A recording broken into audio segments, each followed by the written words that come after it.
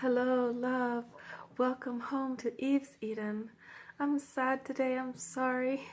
But hey, if you're sad, we're going to resonate really well together today. I'm thinking about, okay, the divine masculine we crave and how we're always turning away from the kindest, lovingest, sweetest men and treating them like brothers, and then we'll have sex with these guys who are like really, really without their heart connected to their cocks. And then we wonder why we're so sad afterwards. So I'm thinking about how what happens for me is like I want this loving, compassionate man, but if he doesn't have some warrior energy, I can't find my sexual polarity. But if the warrior energy is so negative, where he's either turning it against me, treating me badly, or against life, where he's got to fight everything, or feeling like he's got to be a warrior and actually go kill and join a war, or all of this, it's absolutely no relevance to my path and who I am and why I'm here. No, why should I be sexual with that guy? Damn it. But he has more testosterone flowing in this particular way that creates the polarity I need. So I'm thinking, well, what is the healthy, sexy, heart-centered guy who actually has that polarity running? And I realize it's when the man is channeling his warrior into sports or martial arts or dance or helping the world as a champion and a hero for people who need help. That's when he's an integrated man for me. That's when there's some relevance where that polarity is met. Because the thing is, if the guy is just all heart and wonderfully sweet, without his warrior energy developed, he falls into the category of either son or brother. And you know how neither of those are places where we can, our sexual energy, it just stops right there. It's a biological thing. So much love for you, darling. Let's invoke the man who has healthy warrior energy, who has that full polarity going that works for you. Okay, where you get to have both totally heartfelt friendships, amazing connection, and you get to have the distance where he goes into his warrior mode, his intense night of sports or soccer or something, and an ultimate frisbee, and you're like, whoa, he's amazing. He's in a zone with his brothers. I am never gonna match him there. I don't really want to. I just want to watch. Yeah, so that's because sometimes I say to myself, Eve, darn it, why can't you just be a lesbian? Women are wonderful. Women care about the world and they're serving all the time. Why can't I just be a lesbian? And as soon as I try to get with an incredible woman, I flirt for a while and then she starts to take me up on it. But as soon as I get there, I turn into a guy. I do. I enter the masculine polarity with women because I want to serve them. I want to serve you. and then I lose the reason why I need sexuality for. It's the moment where I want to fully feel my feminine, so what? I could get with a gay guy. Still, I'd be in my masculine. Yeah, no, I want to be in my feminine. So I've got to figure this out. I've got to be able to tell, invoke the integrated masculine, and this will make me less afraid of men in general. Knowing what I'm really, really looking for, and what you're looking for is there, what we're looking for is there. It's just now we're starting to understand, that instinctual gravitation towards the wild warrior man has got to be, we've got to tone it down, we've got to slow it down, we've got to say no, and find out, who does he serve? Who does he care about? What child is he devoted to?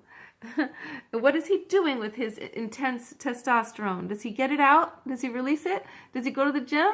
Or is it going to come out on you in fighting or physical abuse because he doesn't know what to do with the energy?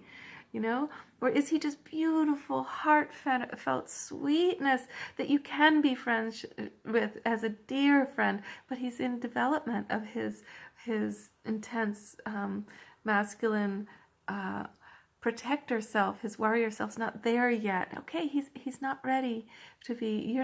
It's not right for you, sweetheart. Don't blame yourself when you're not attracted to that. You are attracted to love. You are attracted to kindness and everything. It's just that you need the balance, the intertwining in him of those full two aspects of his heart and his sexual powerful warrior chi, lover chi entwined. Now you're good. So keep it in mind. Remember, whatever we focus on gravitates towards us, and if we focus on our debacles and what just went wrong and everything that we're so mad at ourselves or guys for, then we get more of the same. So annoying. All right, love, this is your garden. This is our garden now. Claim a garden space for yourself. Maybe physically, even a real garden. Like you may have a room of your own. The guys, I go around doing my solar work. All these guys have man caves. They do. They have man caves. It's just a given. They got a whole garage or a whole barn. What does the woman have? Nowhere. She doesn't have a room to herself or a basement or an attic. She's just sharing the bedroom with him, and she wonders why she can't sleep at night. Why he's snoring and she can't get her. She can never recoup her energy. You know, the Dagara women of Burkina Faso, Africa, they really, really believe that men and women should live in separate huts. And they do, at least for centuries, because the women's energy is so different than the masculine energy. That way, when you keep your own energy fed as it needs to be fed, you feel stronger and stronger. But if you're always being worn down by an opposite energy, how do you expect to maintain your beauty? Okay, so claim a space, claim a room, claim the laundry room, claim the porch, claim half the bedroom with a curtain. Whatever you have to do to have some woman space, sacred woman space that is your temple, that he has to come into and be aware that it's your space he's entering, just like your body, some awareness before he enters your body, right? Some awareness that this is, woman space. Because we're inundated with guy space. And I have to say, guy space for me is ugly, messy, dirty. But the guys love it. That what makes them feel free. It's got a lot of dogs in the space usually, a bunch of beer cans. And you know what? These are great guys. These are not like slovenly assholes. They go upstairs and they make dinner and they clean the house beautifully, but they got their guy's cave and it's a mess. And they love that. It's like being a bear to them in their wild little den where the guys can just be free and irreverent and rebels. Good for you. But my girl space, honey, it's a temple of like lace and candles and sacred pictures of the goddess and white fur rugs everywhere and it's upstairs. It's right there for real. I have it now and I have to say I feel so different having my own space now. This whole place as my own place that's really resonating with my own energy. I can paint magical, lotuses anywhere and invoke the goddess sanctuary that surrounds me. So when a man comes here, he knows it's a woman's house. So what are you going to do to claim your space, okay? And invoke the integrated masculine, okay?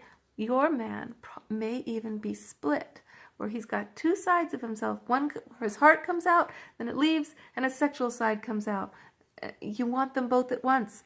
So if the man's brain is compartmentalized so that it doesn't work that way, it's one at a time, I don't know what that answer is. How do we get them to have a brain like ours when they don't? When we are totally connected with our hearts, when we have sex, we can make love. But I think there is a way, there's some bridge that happens when a man has developed himself enough on both levels of his heart and his warrior, where he enters the place where he can make love. He can make love instead of just have sex. This is when he truly loves the woman. He truly trusts her, and she's truly there for him, and she truly believes in him, and she's saying yes to his power and yes to his sexiness. And this is what we're looking for. It is not, I don't think it's so impossible. I think it's more about how we treat the one we already have, the men we already know, and what we draw out of them. Which man are we invoking in the men around us?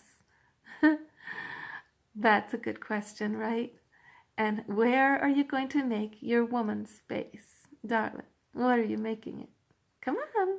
Gonna be brave. He's gonna complain. He's gonna be like, no, I need the barn, and I need the attic, and I need the laundry room because my clothes are a mess. And he's gonna complain. You just throw the stuff out of the space and put it in his other space. Just put the. I had a girlfriend. We were working on feng shui for our house, and we were like, wow, she's been wanting to get married to this guy for a long time, and he's totally in love with her, and it just never. He can never get himself.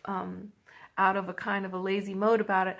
And when I went to look at her feng shui, right in the sacred energy of her temple space for relationship, in her feng shui bagua of her house, is his dirty laundry, literally, and the trash, right in the center of health, right? Those are the things that are sitting there.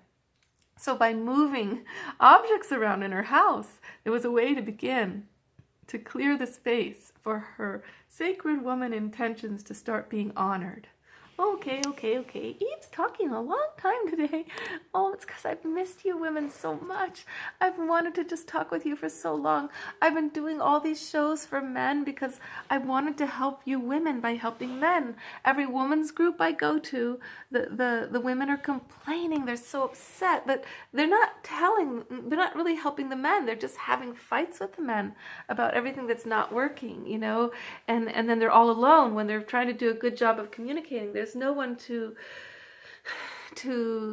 support them in what they're saying. The man thinks they're crazy, you know. So I did this 480 episodes mainly for men to help you women by helping the men. But I have missed you. I've been thinking of you the whole time.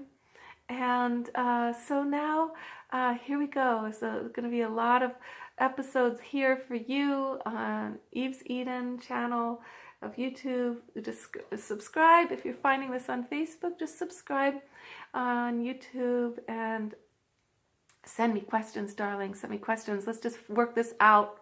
Let's figure this out. And one of the greatest things to do for invoking the divine feminine, divine masculine joy in your life is Zouk dance. Zouk dance. So look it up online, and I'm going to be hosting Zouk dance parties here, Zouk dance club, where we can be taken care of by the masculine in the dance, see, in a way that feels like heart energy and sexual energy united, which is just what we need. Okay, much love, darling. Love you. Love the garden. Plant in your garden.